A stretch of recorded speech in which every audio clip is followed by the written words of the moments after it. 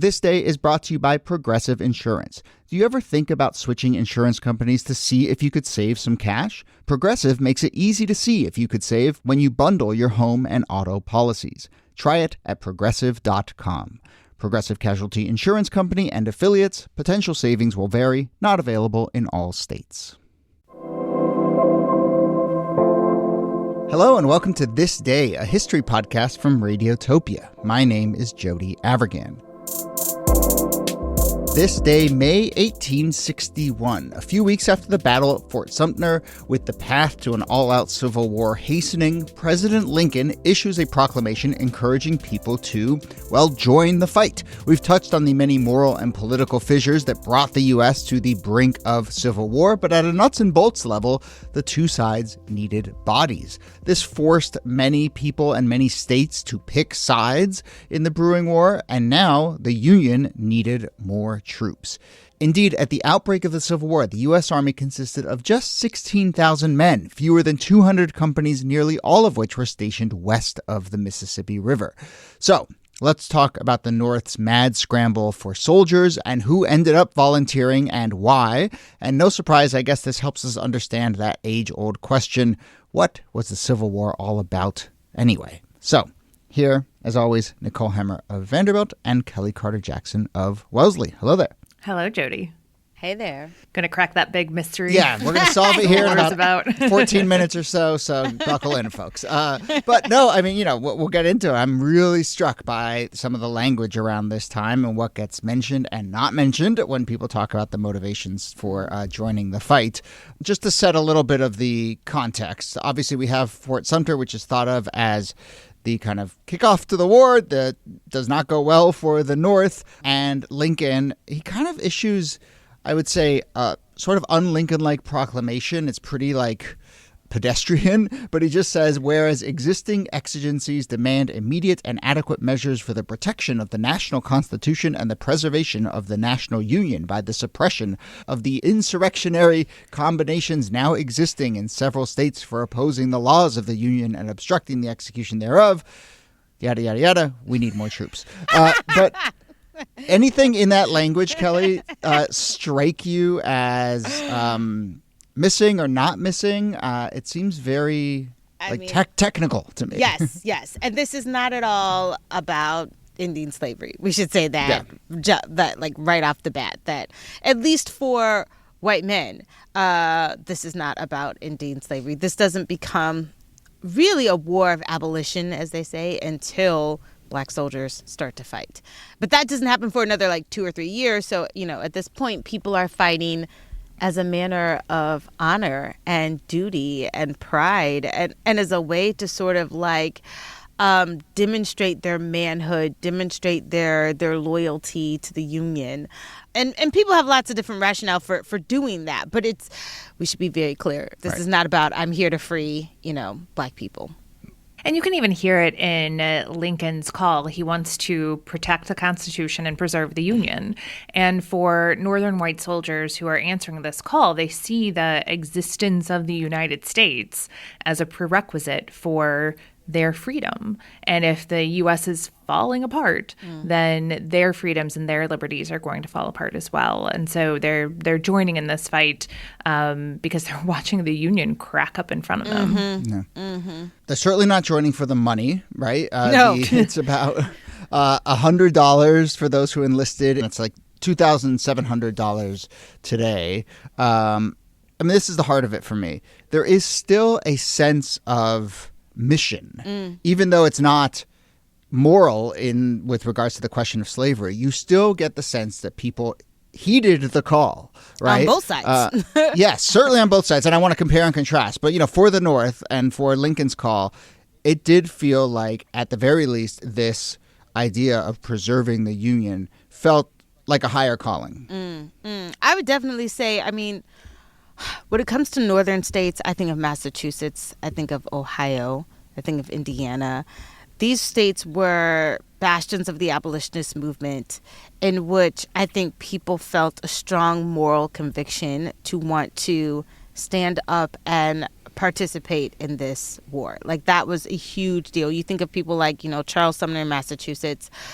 He can't fight, but they're actively recruiting people to join the charge. And I think Pennsylvania is also a big abolitionist hub as well. Those convictions are very much there. There's also just the fact that the Confederate states fire on the United States. That, like, they start a war. And there is a sense, I think, that, like, they're attacking us. Yeah. We have to protect ourselves and put them back in their place, which I'm sure was also a driving factor for a lot of people. Mm-hmm. Senator John Sherman of Ohio said, quote, "The response of the loyal states to the call of Lincoln was perhaps the most remarkable uprising of a great people in the history of mankind." The most remarkable uprising of the history of mankind is high praise, but, nevertheless, people were moved to that. Maybe that's a little bit of trying to rally the troops, so to speak, as well. But I just want to linger on this idea that it becomes a kind of social movement, right? People join because their neighbors are joining, their friends and family are joining. So it's like this is how movements happen. You have these sort of big ideas linked with the sort of community fabric and a sense of duty and honor. And I don't know, maybe I'm stretching here a little bit, but 1860s, not that far removed from the Revolutionary War, and so just the idea that you would take up arms for a cause, for your country, to preserve this thing that, your grandparents fought for, has to be in the mix as well. I mean, the memory of people doing this is not that far removed. So many ideas of honor that the nation is founded on are tied up in that idea of service in the Revolutionary War. But I also think, exactly as you're saying, Jody, that sense of, like, somebody I knew was willing to do this, right? Whether it was a grandparent who was willing to fight in the Revolutionary War, or just, again, seeing a neighbor so moved and so driven to support a cause that they are willing to put their lives on the line. It's one thing to, like, see other people do it who you don't know, but to see somebody who you do know make that calculation, I think ups the chances that you'll make that calculation as well. I also think that if you are unemployed or underemployed, this allows you to make maybe not a lot of bit of money, but it still allows you to have the valor, the prestige that goes along with sort of being a soldier in that moment. And so you are doing important work in that sense. The nation needs you. And so that kind of, attachment to why you might sign up is very much present. Yeah, for sure. So, some of the states, just to point out, and you point out, Kellie, Massachusetts has a huge role here. I think volunteers from Massachusetts are kind of showing up in D.C. within days and weeks of this initial call and then the subsequent call. I love Massachusetts, just saying. Indiana, Niki? The Hoosiers with no revolutionary background are showing up too. Twice as many volunteers as requested. Yeah, so Indiana really sort of over-indexes. And yes, these are kind of the newer frontier so-called states. I think this cleaves a lot of, once you create this big demarcation, states have to pick a side. And so states like Indiana, states like West Virginia, relatively new states, now kind of like this solidifies their role, their place, and you see this fervor of people. And then obviously on the other side, we have this moment leading to a number of states being so-called holdout states, Virginia, North Carolina, Tennessee, Arkansas.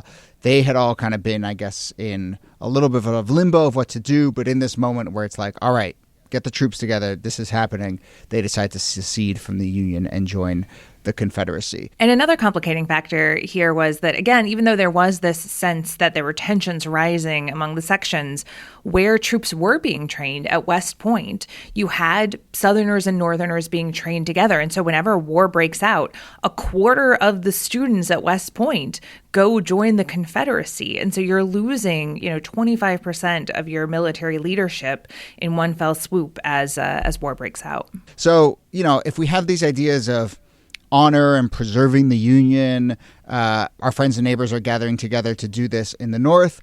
What is your sense of the language and the motivation as troops are volunteering in the South as well, Kellie? I mean, the South is very much a defensive. It's very much a defensive stand. They are defending their ability to hold slavery, hold on to the institution of slavery.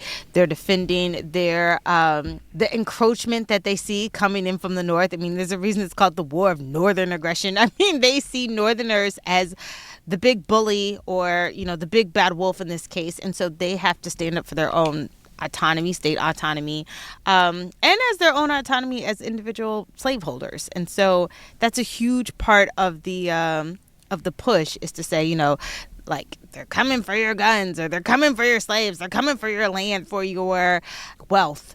And people bought into, like, the idea that they're needing to defend themselves. Yeah. Worth pointing out once again, they started it. I know. The War of Northern Aggression, you shot first. Exactly. I mean, again, there's so many things that are just, like, I feel like so obvious and yet not discussed when we talk about the Civil War. Yeah. I also think it's worth pointing out, Kellie, and you were hinting at this, but for a lot of these holdout states and states that, like, didn't quite yet see themselves as part of the Confederacy, right, with the new Constitution, this new nation, they were fighting for their states. Yeah. That they had a strong identification as being Georgians or Virginians, and that they were going to defend their state in that sense. So even before there is, like, a real Confederacy to rally around, they are rallying around their state. So it's states' rights, Niki, is what you're saying. Of course. That's what the war is about, Jody. Which is interesting to me, because Virginia is, like, seen as the intellectual bastion of the Confederacy. I mean, the White House of the Confederacy is there. Like, the fact that it was not one of the initial states to sort of pop off the war, it is telling. It tells us a lot, I think, about how we see sort of the origin stories of these states, and whether there's hesitancy or whether people are sort of gung-ho from the start.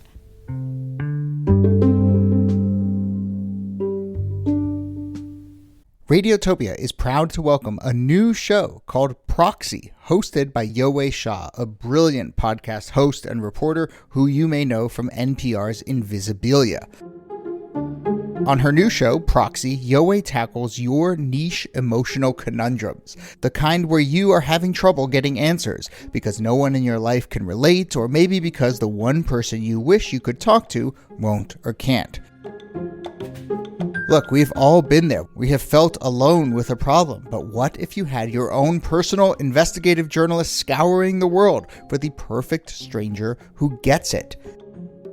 This is such an exciting new show. Think of it as emotional investigative journalism. And it continues to mean that Radiotopia is the home for some of the most interesting and ambitious audio makers on the planet. Yowei definitely qualifies. So check it out, Proxy with Yowei Shaw. Subscribe wherever you get your podcasts. New cases every other Tuesday.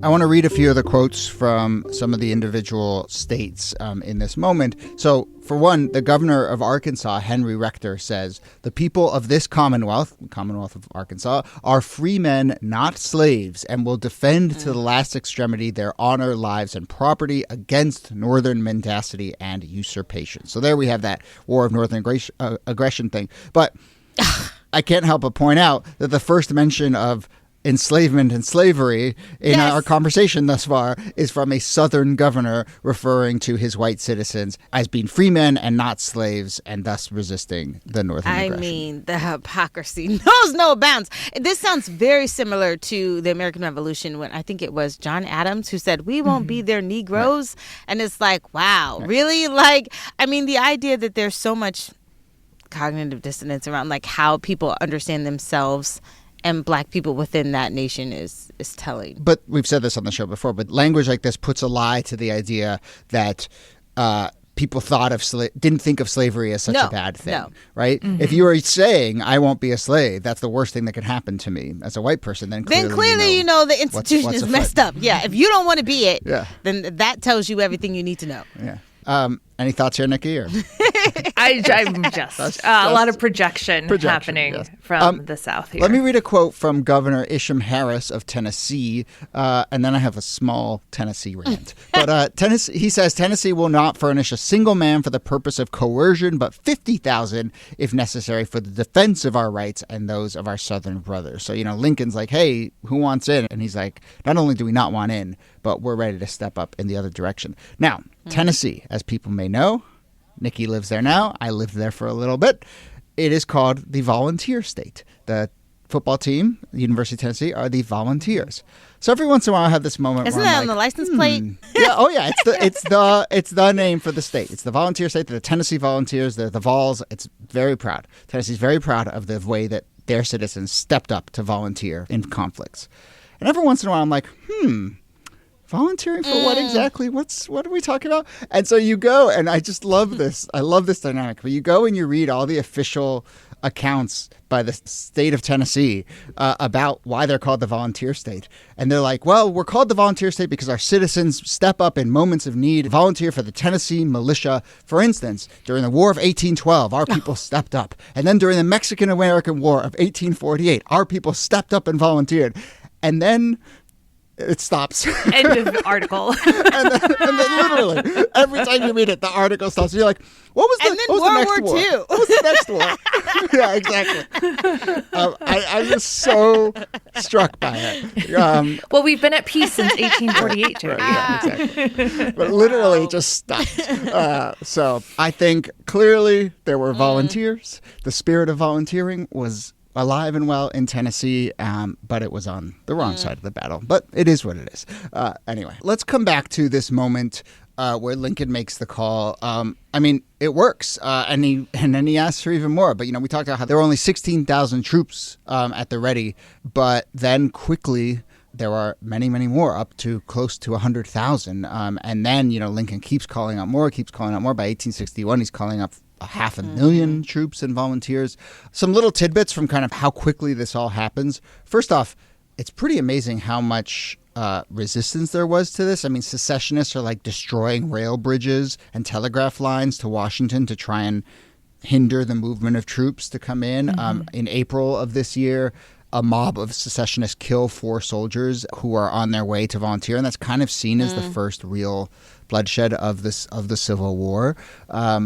And then I really love this tidbit about how, all these different militias and all these different states come together, and they haven't even caught up in terms of some of the logistics of war and the nuts and bolts of war. So, for instance, there's no uniforms. So for the very beginning of the war, everyone is kind of wearing their own state uniform, and I don't know, it's like a rainbow. Can I use the phrase rainbow coalition? You can. But, the first battles of the war, it was not navy and blue. There were like gold and royal and sky blue and green.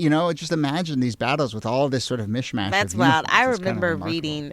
This was like when I first started graduate school, and I had to read an article about the pantaloons of freedom. And they were these red pants, like bright red pants, that were seen as part of the Union. And it was like when you saw these red pants, you knew that like you had a friend that was coming your way. And I just think of that all the time, red pantaloons of freedom. But yeah, it does push back on the idea of this gray and navy blue sort of scheme that comes later. It's very patchy work in the beginning, and it makes sense because no one was really prepared to go to war in this way, and you had to mobilize people to start making all of these uniforms and putting them all together in a way so you wouldn't have friendly fire, because that was also a big part of the early battles, is that you didn't know who you were shooting at. Yeah, there's something so remarkable about this because, as historians, as we tell the story of the coming Civil War, it's this idea of the impending crisis that over, by 1850, the war is essentially inevitable because you're just like marching closer and closer to the breakup of the Union.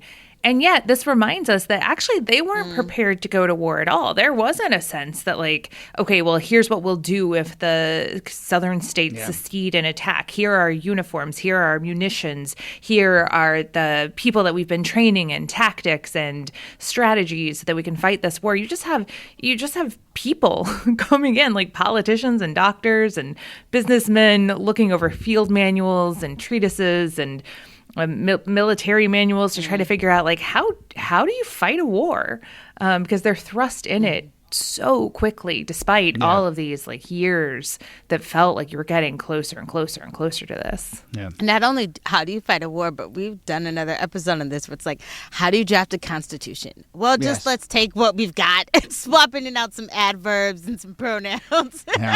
More sympathy for our students as they're taking their essays offline and being like, well, if I just like get out my thesaurus, chat GPT it up a little bit. Really. Well, okay. Well, look, that brings us, to the end of kind of this moment here where we got to get the troops together. But obviously, this dynamic of the need for troops and bodies continues to be a defining thing. We've done a number of episodes that kind of play into this. Lincoln would continue to need to come up with different measures, including eventually, as you said, Kellie, conscription of African Americans. But we've done episodes about, as much as we're describing this moment now where people feel called to duty, very quickly desperation sets in. And we've done episodes about the draft riots in New York City where people were refusing to go. We've done a number of episodes about how desperate situation got in the South for both funding and for personnel. And so, this really sets, despite this moment of everyone kind of rushing, it really ends up very quickly being a problem that in many ways defines the war. And a rich man's war and a poor man's fight is what you hear over and over again. The people that literally wind up going to the front lines are not necessarily the slaveholder and the master and all of that. I mean, there is some of that, but a lot of people are fighting that don't have those particular investments. Yeah. All right. Well, we will leave it there. Nicole Hammer, thanks to you as always. Thank you, Jody. And Kellie Carter-Jackson, thanks to you. My pleasure.